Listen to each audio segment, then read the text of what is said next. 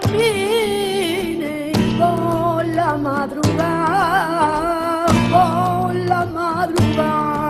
allá levanta y no duerma más, allá levanta y no duerma más, que mañanita tendrá lugar, que mañanita. Las bodas de los gitanos españoles es una de las celebraciones que conservan sus costumbres desde hace miles de años. En especial en la forma de la celebración de la prueba de la virginidad de la mujer.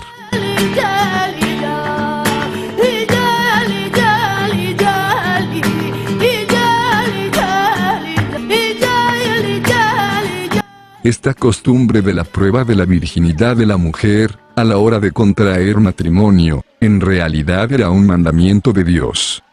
Cuando algunos periodistas han preguntado a los gitanos, ¿para qué sirve la prueba de la virginidad? La respuesta ha sido, porque es para honra de los padres. En Deuteronomio 22 del 13 al 18 dice, cuando alguno tomare mujer, y después de haberse llegado a ella la aborreciere, y le atribuyere faltas que den que hablar, y dijere, a esta mujer tomé, y me llegué a ella, y no la hallé virgen. Entonces el padre de la joven y su madre tomarán y sacarán las señales de la virginidad de la doncella a los ancianos de la ciudad, en la puerta. Y dirá el padre de la joven a los ancianos, yo di mi hija a este hombre por mujer, y él la aborrece. Y he aquí, él le atribuye faltas que dan que hablar, diciendo, no he hallado virgen a tu hija, pero ved aquí las señales de la virginidad de mi hija.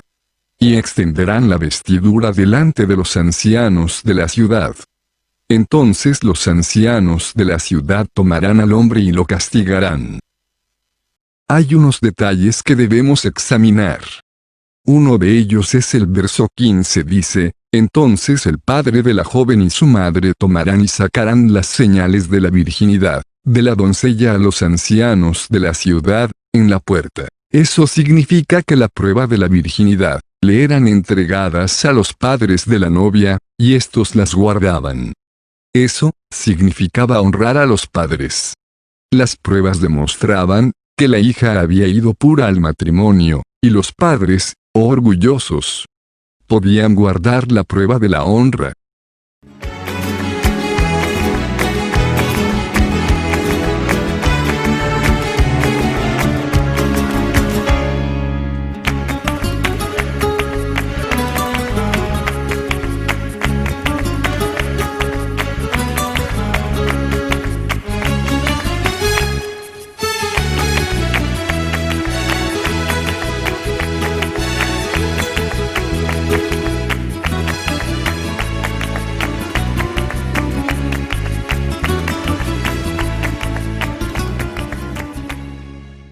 Otro detalle importante, lo encontramos en el versículo 17, que dice, y extenderán la vestidura delante de los ancianos de la ciudad. Aquí, encontramos que menciona que, la prueba de la virginidad estaban sobre un vestido, aunque esta palabra vestido, que en el hebreo bíblico se llama, simla, aunque también se utiliza, para decir, manto, paño, o sábana. Por ello encontramos, que gitanos de diferentes naciones o tribus, utilizaban enaguas, pañuelo, o sábanas blancas. La forma de realizar la prueba de la virginidad, era como nos dice a continuación, esta gitana de Argentina. Porque ella tiene que llegar al matrimonio pura, virgen. ¿Quién nos casa? Sí. Y los padres. La tradición del gitano es que si le gustaba una chica, él la pedía para nuera para su hijo. Y si le gustaba al hijo, si estaba de acuerdo. Bueno, ahí se ponían de acuerdo los padres. Iba un día, hacía fiesta, traía comida, bebida y la pedía a su mano, con una fiesta. Y después, si la arreglaban, ponían una fecha, ponerla un mes, 2 meses, a veces ponían un año. De acá 2 meses hacemos el casorio. Bueno, ahí se hacía el casamiento, duraba 2 días. Y ahí traíamos de todo. Ponerla que el casamiento duró 2 días. Cuando termina, ella se va con su esposo, se le pone una pollera blanca, una enagua blanca, ahí para que si se vea si es virgen o no. Y si es virgen, después vuelven a hacer otra fiesta en el honor de la chica que era virgen. Pero si no es virgen, cae la nariz para abajo.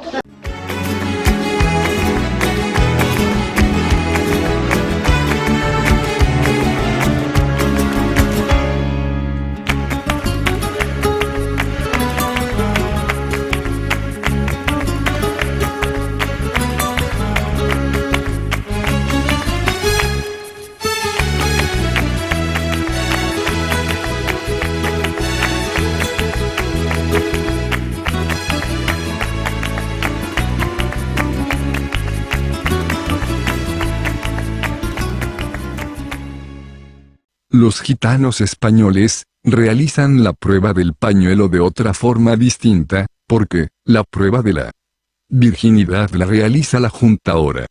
Esto puede ser debido a que cada tribu de gitanos tiene su propia forma de realizar la prueba de la virginidad. Pero todas las formas de la prueba se adapta a lo que dice Deuteronomio 22. Aunque creo que la prueba de la virginidad con el pañuelo realizado por una mujer, los gitanos lo copiaron de Egipto. Pongan atención, porque debo explicar esto con más detalle. Cuando los gitanos llegan a Egipto, llevados por Nabucodonosor y después por Alejandro Magno, todavía se llamaban la casa de Israel. Siguieron practicando la prueba de la virginidad como lo venían haciendo, es decir, con la sábana, o la vestidura. Tanto los judíos y la casa de Israel, que habitaban en Egipto, padecieron varias persecuciones, una de ellas lanzada por Antíoco Epifanes.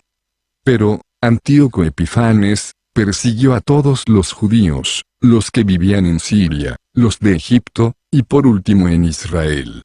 El libro titulado, Interpretaciones helenísticas del pasado de Israel, en la página 158, hablando de las persecuciones a los judíos de Egipto.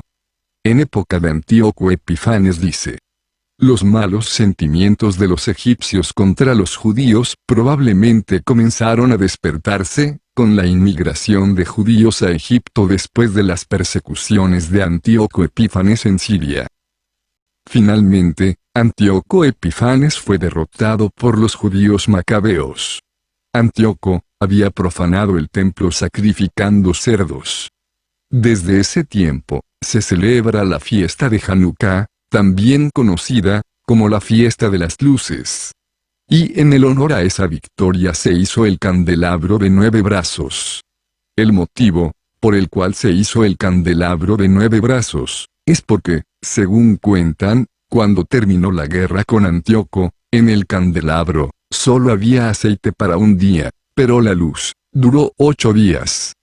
Por ello hicieron el candelabro de 9 brazos en honor a ese milagro.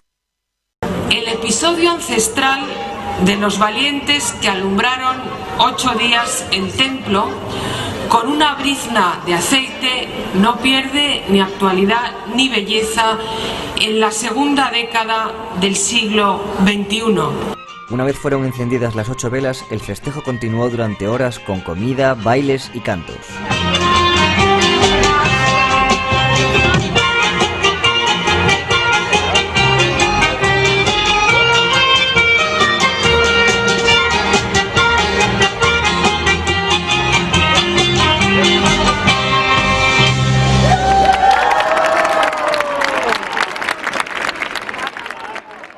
Se podría pensar que los judíos y la casa de Israel podrían estar tranquilos con la derrota de Antíoco Epifanes.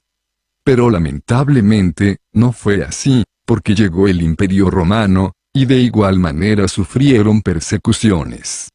Es aquí, donde, personalmente creo, que debido a las persecuciones, los gitanos que todavía se llamaban la casa de Israel, huyen y se marchan de nuevo a Babilonia.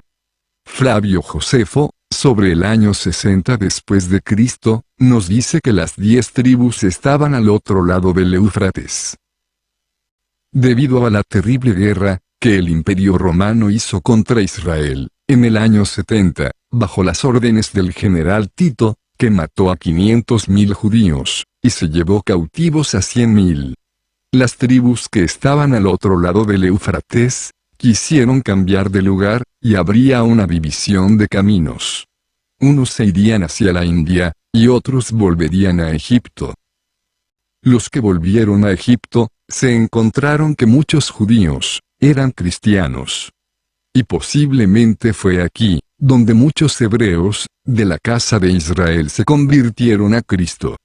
Recuerden que cuando los gitanos llegan a Europa, ellos dicen que sus antepasados eran cristianos. Pero luego se apartaron del Señor. El documento del Ayuntamiento de Arras de Francia y otros documentos, que datan de su llegada a Europa, en 1427 o antes, queda constatado que los gitanos responden a las preguntas. Y ellos responden que salieron de Egipto porque fueron expulsados por los sarracenos, que son los musulmanes. Todo indica que la mayor parte de gitanos vinieron de Egipto a Europa, y que huyeron de la invasión musulmana. Los gitanos dijeron la verdad cuando llegaron a Europa y dijeron que sus antepasados eran cristianos. Las persecuciones en Egipto contra el cristianismo está constatada por la historia. El libro titulado, Lo secreto y lo sagrado.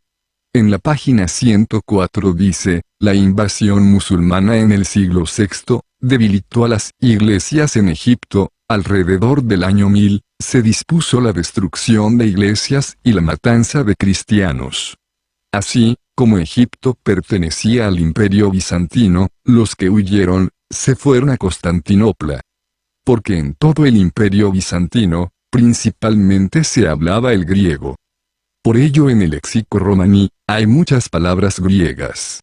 La presencia de los gitanos está claramente atestiguada en Constantinopla en 1150. Y algunos dan una fecha anterior. Una larga presencia en el Imperio Bizantino somete su lenguaje a una significativa influencia del griego. Hay varios documentos históricos que justifican esta historia. Es decir, que los gitanos fueron cristianos en el pasado. El libro titulado, La historia de los judíos bizantinos, escrito por el judío, Elie Cohen, que es anatomopatólogo, investigador en biología celular, bioquímica celular y formología celular, y profesor emérito de la Universidad de Miami. Ha escrito 18 libros de ciencias, un diccionario enciclopédico ladino, inglés y la biografía del rabino Nissim Ovadia. Elie Cohen, en el libro que hemos mostrado, en el capítulo 13 y la página 75, hablando de los gitanos Atinganoi, dice que son samaritanos. Que estaban en el Imperio Bizantino en el año 812 después de Cristo y en la página 76 hablando de los gitanos Atinganoi, dice. Hay una conexión samaritana-gitana, con gitanos de Constantinopla del siglo XI remontados a un origen samaritano. Pero el Dr. Cohen nos explica que los gitanos Atinganoi eran una secta que practicaba la brujería, el judaísmo y el cristianismo, y por ello dice que los gitanos pueden ser dos tipos de cristianos primitivos, que se pensó que habían desaparecido. Uno de ellos eran los ebionitas. Ireneo de León sobre el año 189 después de Cristo, nos dice que los ebionitas eran judíos creyentes en Jesús como Mesías. Pero otros consideran que eran una secta, que mezclaron el cristianismo con el judaísmo. El otro grupo, que dice, son los llamados Paulicia, que también eran judíos y también se les consideraba una secta. La historia nos dice que los primeros cristianos de Egipto eran principalmente judíos de Alejandría. Se cree que la iglesia en Egipto fue fundada por Marcos, durante la época del emperador romano Nerón. Pero encontramos que los judíos de Egipto se convirtieron antes del reinado de Nerón, pues en Hechos de los Apóstoles en el capítulo 2. encontramos que judíos vinieron a Jerusalén a celebrar la fiesta de Pentecostés, y se convirtieron. Sea de cualquier modo, un gran número de egipcios abrazó la fe cristiana. Esta se extendió por todo Egipto en unas pocas décadas, como puede verse en los escritos del Nuevo Testamento en Guanasa, en el Egipto Medio, que datan de alrededor del año 200. Hay un fragmento del Evangelio de Juan escrito en idioma copto, que se encuentra en el Alto Egipto y que datan de la primera mitad del siglo II. La Iglesia copta acepta las pruebas de la virginidad de la mujer. Y en su artículo 45 de la ley de la Iglesia copta de Egipto, acepta la anulación del matrimonio, si encuentra que la mujer no fue virgen al matrimonio. En Egipto, aún hoy día, sobre todo en las zonas rurales, se practica la prueba de la virginidad, y es una mujer quien lo hace. Por lo tanto, a mi modo de ver, queda justificado que 1. Los gitanos como casa de Israel se hicieron cristianos en Egipto. 2. Que la prueba de virginidad realizada por una mujer, lo copiaron de Egipto. 3. Que dijeron la verdad, cuando llegaron a Europa y dijeron que venían de Egipto. 4. Que muchos de los gitanos no estuvieron en India, a pesar de tener parte del léxico del sánscrito. El libro titulado Costumbres matrimoniales del mundo, de la leña a las lunas de miel. En la página 113, hablando de la boda egipcia, la madre de la novia dice que debe enseñar un pañuelo con la prueba de la virginidad. En la página 2 del capítulo 10 del libro que vemos en la pantalla, explicando sobre la prueba de la virginidad en las mujeres egipcias, dice que es una mujer quien realiza la prueba de la virginidad, en presencia de familiares del novio y la novia. Después los familiares sacan el pañuelo, para que lo vean los familiares y los invitados. De igual manera, el libro que tenemos en pantalla, en la página 129, describe la prueba del pañuelo en una boda egipcia y, como una mujer, a la que llama comadrona, es la que realiza la prueba, y una vez realizada, sacó el pañuelo, para enseñarlos a los familiares. Esta costumbre en Egipto, prácticamente, solo se realiza en las zonas rurales. Aunque hace algunos años, hubo un problema, porque un militar quería implantar la prueba de la virginidad a todas las niñas egipcias que fueran a estudiar a la universidad. Así, hemos visto, como en las zonas rurales de Egipto, todavía se practica la prueba de la virginidad, realizándola una mujer, y en los gitanos de España, la realiza la Junta ahora.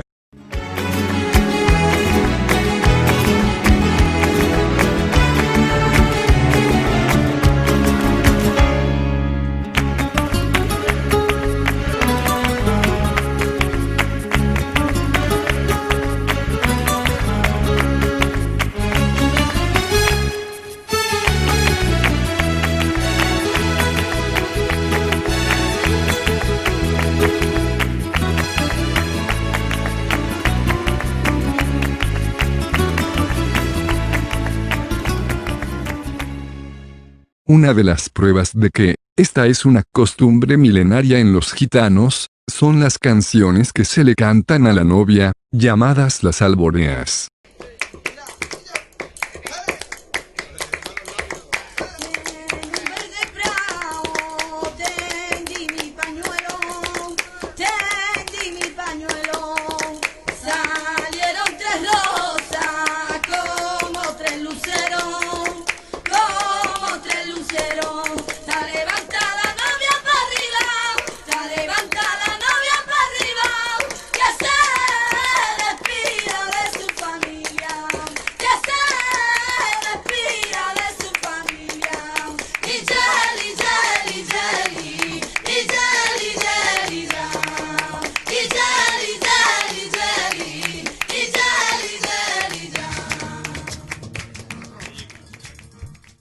En casi todas las alboreas, se acompaña un estribillo, que como acabamos de escuchar es el yeli.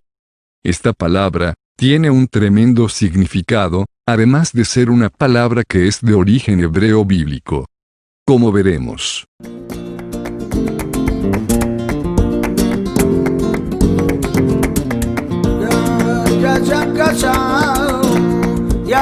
El palo del alborear o alborea tiene su tronco en Sevilla y Cádiz, resto de Andalucía y Extremadura.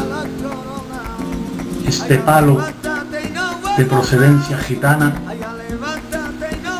es una copla de 4 versos, hexasílabos y un estribillo. Es uno de los estilos mejor guardados por los gitanos, ya que es una melodía propia de sus ritos nupciales, sus casamientos, y las letras hacen referencia a la virginidad de las novias.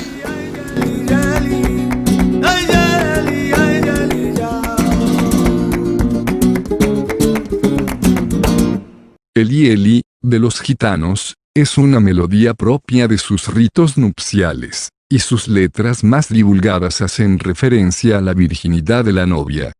Aunque la palabra Yeli en el hebreo bíblico, hace referencia al comienzo de un nuevo hogar, y el amor de Dios. El léxico hebreo español, en la página 72, nos dice que en hebreo tenemos la palabra Yelid, que va acompañada de otra palabra que es Bayit. Estas dos palabras quieren decir el nacimiento de una nueva familia. El nacimiento de un hogar. Las alboreas hacen referencia al nacimiento del nuevo hogar, por ello las alboreas dicen a la novia que se despida de su familia.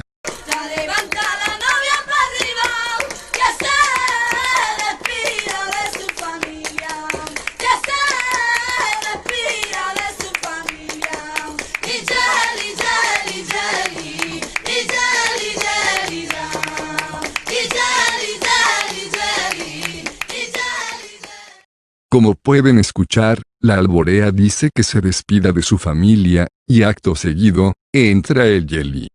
Que es como decir, nace, o comienza ese hogar. Pero Yeli, no significa solamente eso, porque la palabra Yeli, tiene varios significados. La palabra Yelej, también significa irse, o andar. Nos recuerda al Yelem, Yelem.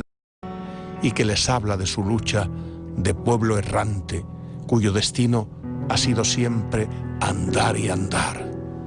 Anduve, anduve, en romaní, Yelen, Yelen. Yelen, Yelen,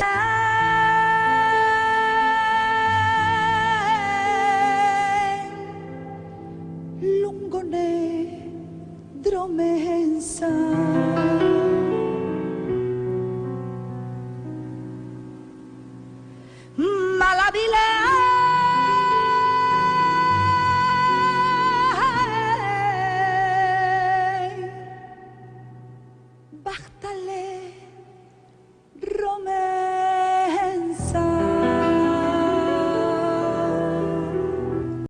Así, la palabra Yeli, en hebreo es, Yelid, es la misma palabra, que significa, comienzo, que junto a la palabra Bayit, significa comienzo de una familia. Como pueden observar, estas palabras, son puro hebreo bíblico.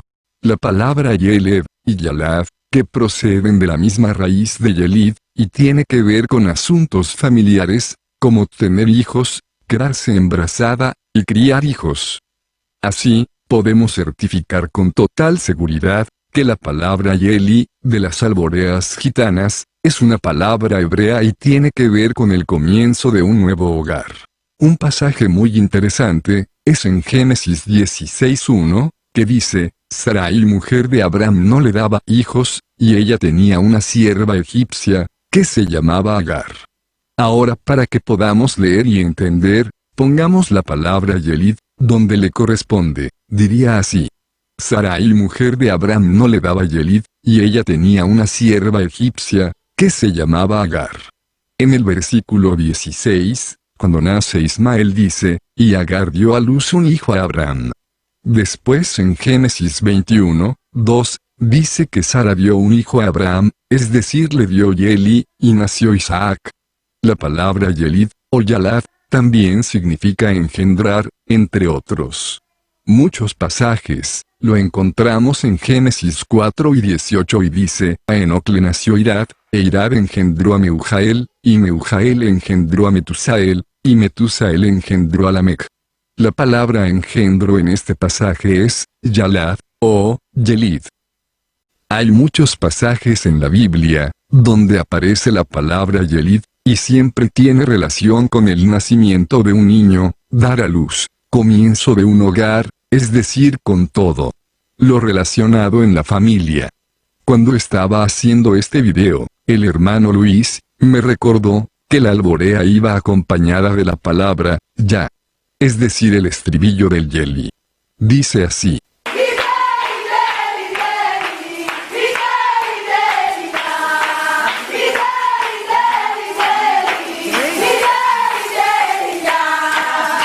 Las dos palabras incluyen la palabra Dios.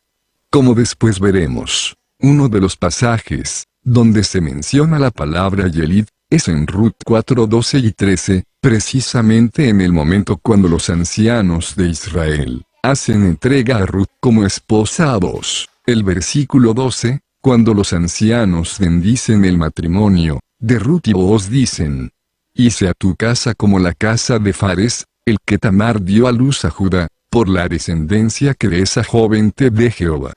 Este versículo y el siguiente, es la bendición realizada por los ancianos, y menciona que, su nueva casa sea como la de Fares, y acto seguido, menciona la palabra Yeli, que es tener hijos. Es una bendición en forma de poesía.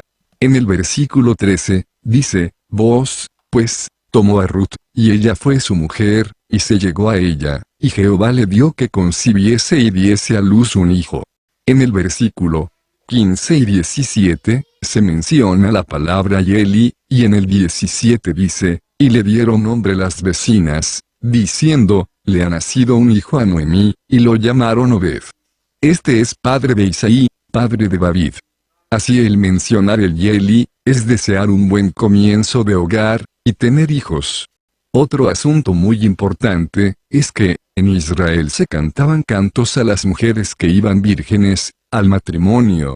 En Salmo 78-63 dice, el fuego devoró a sus jóvenes.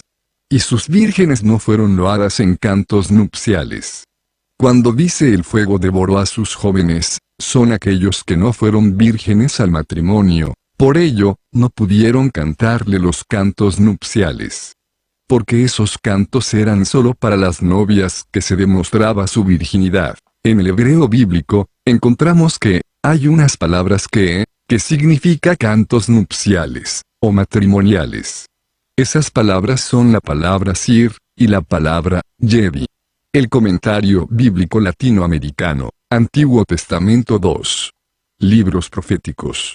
En la página 93, hablando de los cantos hebreos en las bodas dice, este término se combina, además, con otros vocablos, que especifican el carácter de los cantos o poemas, sir, yeridot, canto nupcial. Así podemos ver que, la palabra Yeli, tiene que ver, con el comienzo de una familia, nacer un hijo, quedar embarazada, engendrar un hijo. Además de hablar de pureza, y el amor de Dios como después veremos.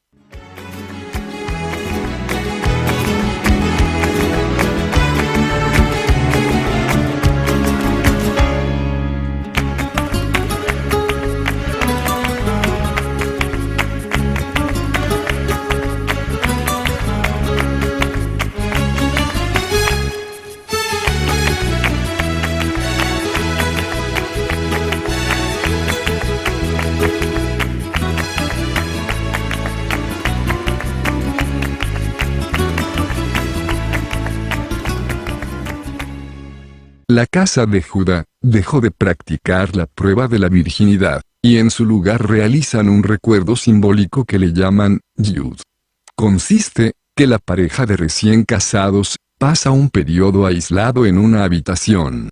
En periodos históricos anteriores, ya en la era talmúdica, el matrimonio se habría consumado en este momento, pero esa práctica ya no es actual. Después de estar los novios, unos 15 minutos a solas, salen de nuevo para estar con los invitados, y comienzan a bailar a los novios.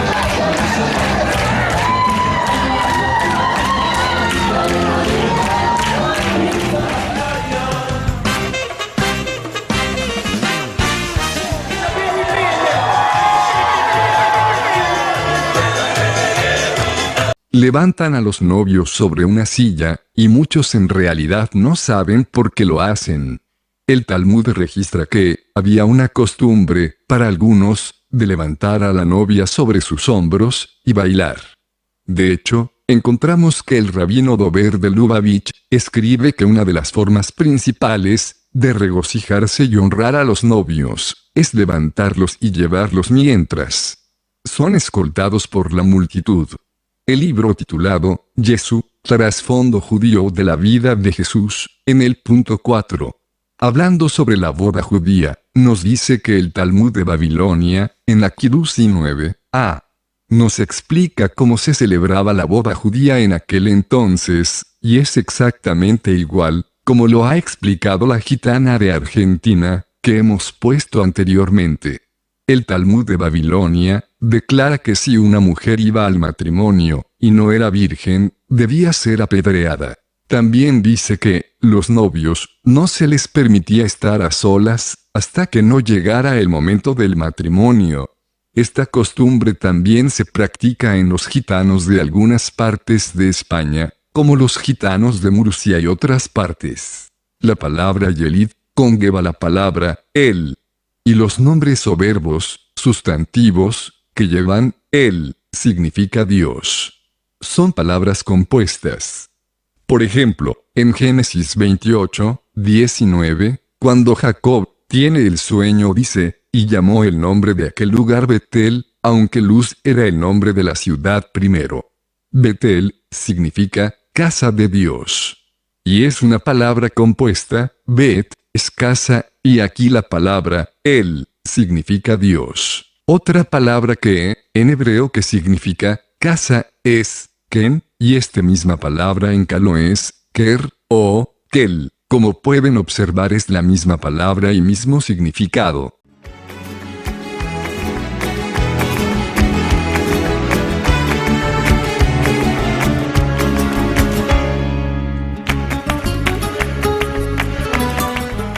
Otro versículo, lo encontramos en Génesis 16 y 11 dice, además, le dijo el ángel de Jehová, he aquí que has concebido, y darás a luz un hijo, y llamarás su nombre Ismael, porque Jehová ha oído tu aflicción.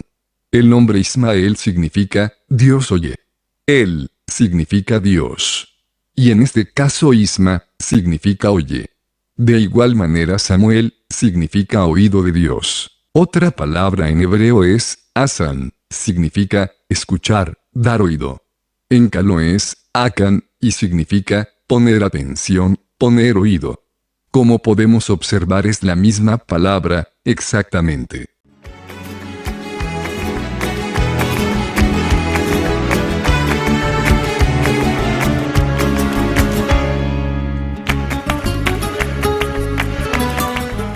En caló, tenemos la misma palabra, yeli, se escribe, geli, es la misma palabra que en hebreo, y en caló, significa amor, cariño. Así, tenemos que la palabra, el, en hebreo es Dios, y también en arameo se dice, Eli. Pero, además, en hebreo está la palabra, yerid, que también es amor, o, amado. Y se refiere al amor del matrimonio. Así, podemos llegar a la conclusión que, la palabra yelid, es una palabra compuesta de varias raíces, y que su significado es muy amplio. Y que, bien se puede definir, como el mensaje de Dios a la familia, y puede tener muchos significados, todos relacionados con el amor de Dios, la familia, el fruto de los hijos, y la pureza matrimonial. Eli, de los gitanos, se incluye la palabra, ya. Es la palabra Dios en diminutivo. Así podemos determinar que el Yeli de los gitanos es hebreo bíblico, y Dios y la familia está presente en el Yeli de los gitanos españoles. Otra palabra, que encontramos en hebreo bíblico, relacionada con la familia es Rom. En este caso se trata de alguien que está en la posición más alta. Esta palabra, Rom, siempre se refiere a un hombre, que es más alto que los demás, y puede ser en sentido, de una posición de mando, o que es más alto físicamente. Así lo vemos en Deuteronomio 1, 28, que dice: ¿A dónde subiremos? Nuestros hermanos han atemorizado nuestro corazón, diciendo, este pueblo es mayor y más alto que nosotros, las ciudades grandes y amuralladas hasta el cielo, y también vimos allí a los hijos de Anac. En este versículo, la palabra, alto, es Rom, y se refiere a personas, más altas físicamente, que los israelitas. Esta palabra la encontramos, en muchos pasajes de la Biblia, y siempre se refiere a una posición más alta, de autoridad.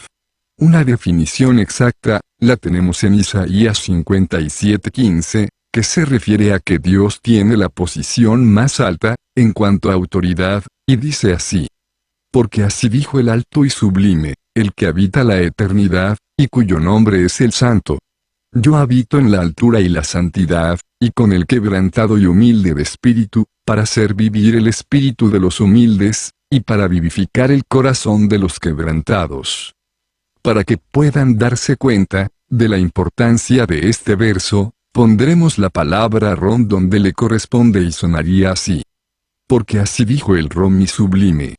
¿Se dan cuenta? Son palabras, puro hebreo bíblico. En los gitanos, una palabra generalizada para decir hombre, o marido es Rom. Y se refiere que en la casa, es el hombre, el cabeza. Además también existe, lo que los gitanos de Polonia y otras naciones, llaman el celo Rom, que es el gitano, que es nombrado por los gitanos más viejos, como el de más alto mando. Y que lo vemos en la película, Los violines dejaron de sonar, una película real sobre la persecución nazi contra los gitanos. Necesitáis más pruebas de que tenía razón.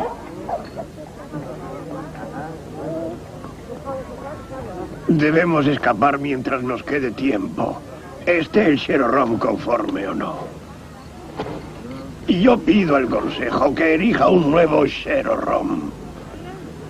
Un hombre capaz de llevarnos lejos de este peligro mortal. El único hombre que supo ver este peligro. Dimitmir. No podéis hacer esto. Me nombrasteis vuestro jefe de por vida. En circunstancias inusuales podemos cambiar el jefe. En circunstancias inusuales no aconsejamos, decidimos. Pongo el asunto a votación. Por favor, levantad la mano si queréis que Dimitmir sea nuestro nuevo Shero-Rom.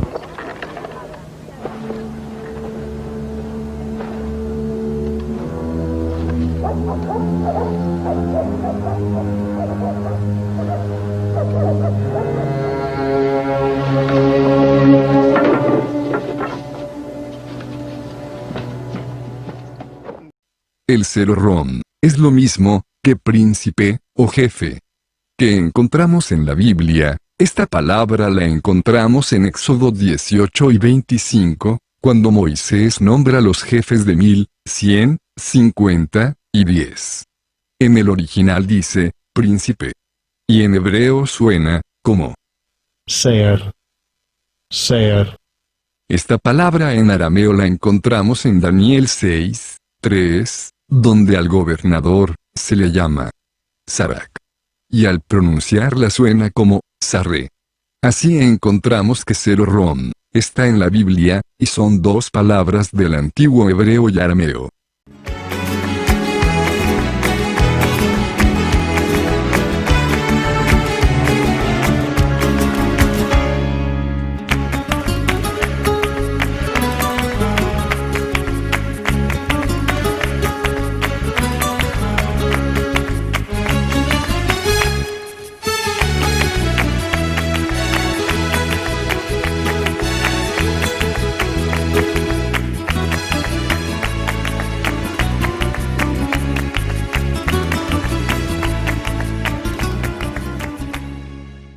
Otro punto muy importante sobre la familia, es lo que se llama la cris, o consejo de ancianos, y el nombramiento del jefe de familia, que su nombre en romaní es, Ser-Rom. Esta palabra suena así en hebreo, Ser-Rom. Documentos históricos nos dicen que, cuando los gitanos llegan a España, vienen en grupos familiares de 30 a 100, en cada grupo. Al frente de ellos iba, un gitano, que decía que eran conde o duque. Estas son las bandas que llegaron.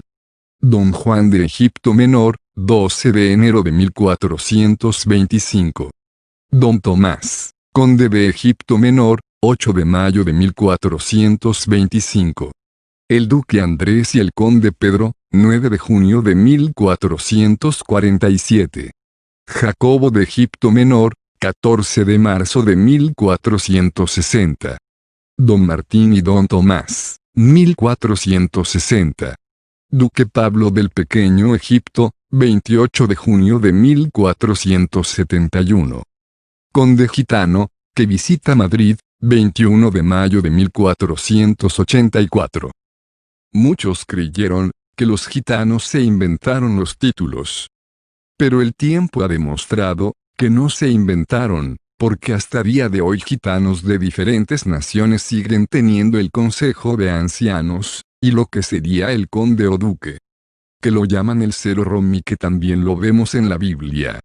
Pero algo asombroso que observamos en la Biblia, es que, a los jefes de familias, se le llamaba, jefes, príncipes y duques. Uno de esos pasajes lo vemos en Génesis 36 verso 15, cuando menciona la palabra jefe, en el original es, duque, capitán, príncipe y otros. Así el duque, conde, Ser-Rom, los menciona la Biblia. Y cuando los gitanos se presentaron como condes o duques, estaban diciendo la verdad.